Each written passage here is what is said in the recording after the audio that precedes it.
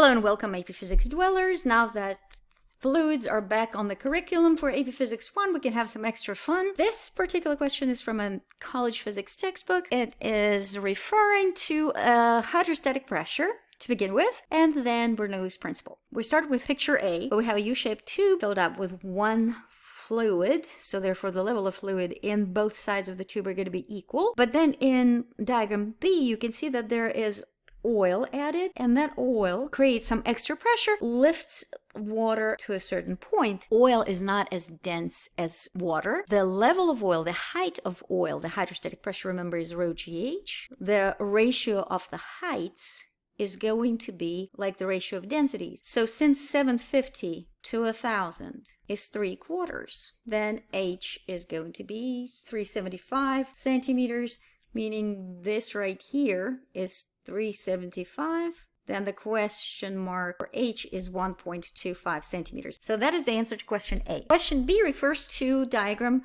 C. You see that a shield was put on top of the right side of the U-tube. Level of water and level of oil are now equal. They're both 0.05 centimeters. Pressure on top, pressure rho GH should be equal to rho GH as well. And then some sort of pressure on top here. The same amount of water should create more pressure than the same amount of oil. So that should give you an idea that this pressure, atmospheric pressure, is greater than this pressure here. If we take the difference in pressures here, that gives me 122.5 pascals. 122.5 pascals is the difference between the pressures of the air on top of our oil or water on either side of this U-tube.